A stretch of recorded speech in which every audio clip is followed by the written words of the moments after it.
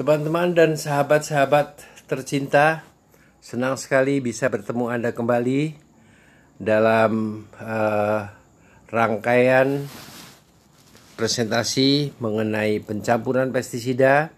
Dan saat ini kita akan membahas bagian kelima dari pencampuran pestisida atau bagian yang paling akhir. Namun sebelum kita masuk ke dalam pokok bahasan, saya ingin sekali lagi mengingatkan Anda tentang prinsip-prinsip pencampuran pestisida. Yang pertama adalah bahwa Anda harus tahu tujuan dari pencampuran tersebut, karena setiap tujuan mungkin memerlukan syarat-syarat yang berbeda. Kemudian cari informasi apakah bahan aktif yang akan Anda campur kompatibel satu dengan yang lainnya. Kemudian untuk tank mix atau pencampuran oleh petani, buat percobaan sedikit terlebih dahulu untuk mengetahui apakah formulasinya bisa dicampur. Kemudian yang kedua, saya ingin mengingatkan bahwa ada 4 tujuan pencampuran pestisida. Yang pertama untuk menghemat waktu dan tenaga. Ini yang dicampur biasanya insektisida dengan fungisida atau fungisida dengan insektisida. Kemudian yang kedua adalah tujuannya untuk memperluas spektrum pengendalian. Ini biasanya yang dicampur adalah insektisida dengan insektisida atau fungisida dengan fungisida. Tujuan yang ketiga adalah meningkatkan daya bunuh pestisida. Ini yang dicampur juga insektisida dengan insektisida atau fungisida dengan fungisida. Tujuan yang keempat yang akan kita bicarakan pada kesempatan ini adalah pencampuran untuk menghambat atau menunda terjadinya kekebalan OPT. Saya juga ingin mengingatkan bahwa untuk mengetahui apakah formulasi dari masing-masing yang akan dicampur itu boleh dicampur, kita harus mengadakan sedikit tes terlebih dahulu. Kemudian kita bisa mengambil kesimpulan bahwa formulasi boleh dicampur apabila campuran tidak mengendap, campuran tidak menggumpal, campuran tidak memisah, campuran tidak berubah warna, dan suhu tidak naik. Sekarang marilah kita masuk kepada pokok bahasan yang keempat, yakni campuran untuk menghambat terbentuknya kekebalan organisme pengganggu tumbuhan. Saya ingatkan bahwa ada beberapa prinsip penggunaan pestisida untuk menunda atau menghambat resistensi hama dan atau penyakit.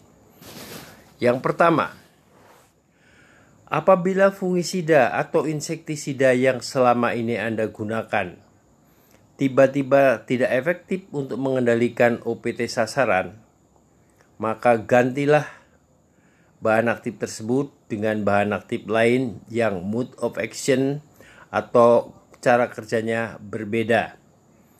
Berbeda kode muanya. Jangan menaikkan takaran atau jangan menurunkan takaran. Jadi kalau tiba-tiba insektisida atau fungisida yang Anda biasa gunakan dan biasanya cukup baik untuk mengendalikan hama atau penyakit, tiba-tiba pada suatu hari ternyata tidak efektif, ganti dengan bahan aktif lain yang mode of action-nya berbeda.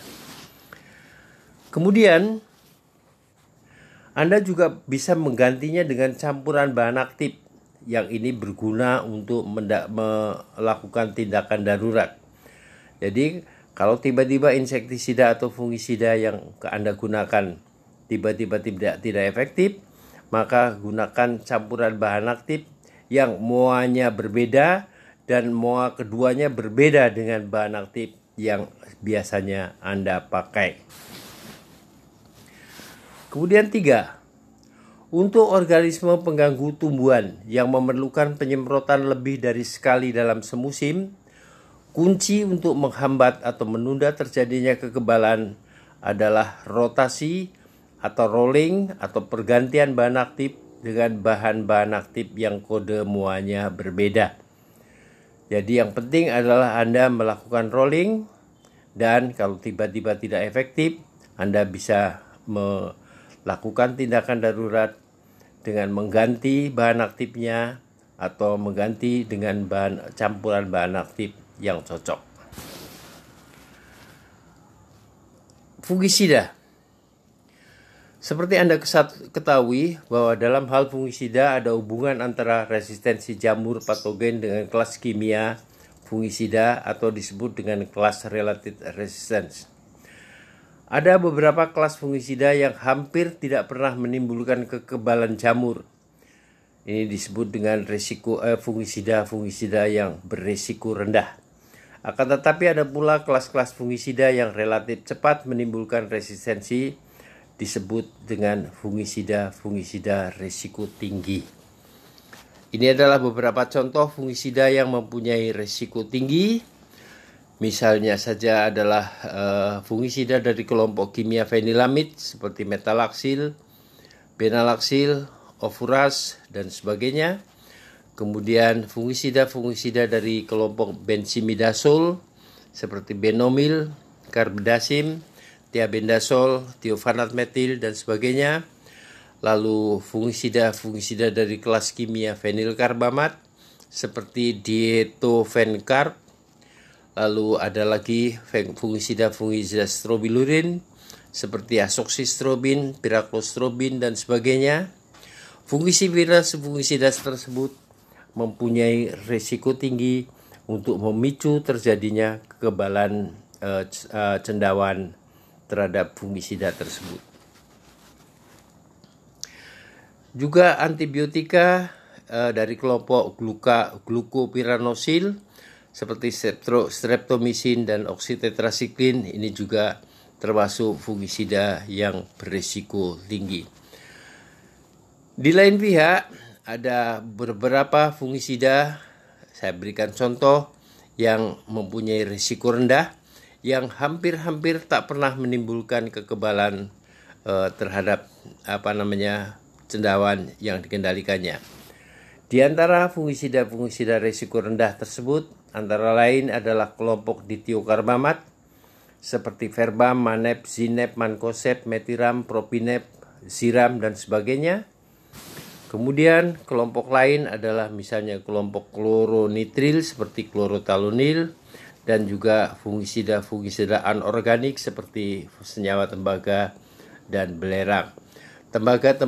Fungisida ini relatif tidak pernah menimbulkan kekebalan penyakit atau cendawan terhadap fungisida tersebut.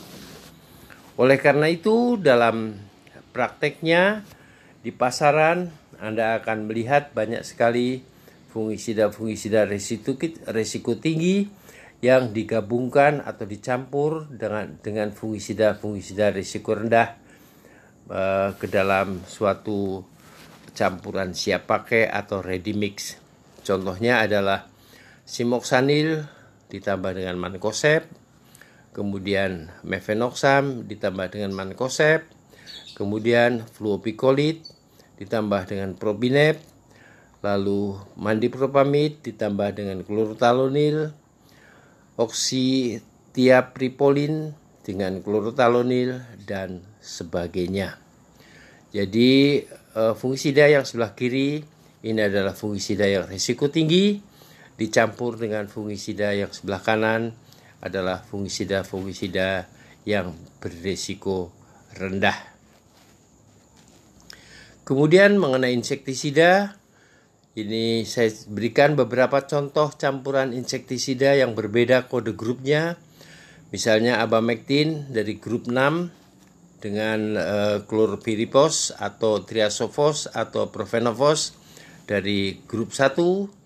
Kemudian abamectin grup 6 dengan chlorfenapir pada grup 3.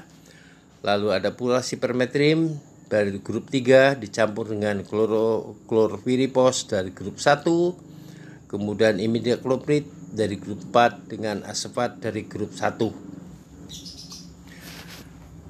Demikian pula emamectin benzoat dari grup 6 dicampur dengan chlorfluazuron dari grup 15.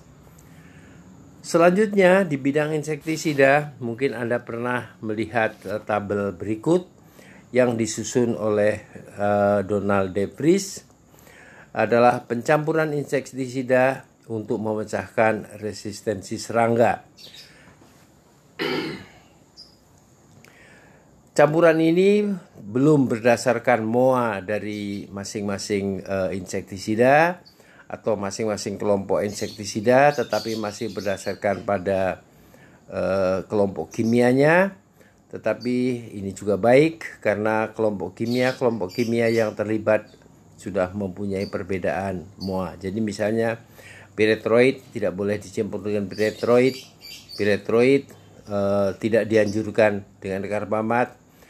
Pyrethroid bagus sekali dicampur dengan organofosfat, pyrethroid dengan nikotinoid, dengan pirasol, dengan spinosin dan sebagainya.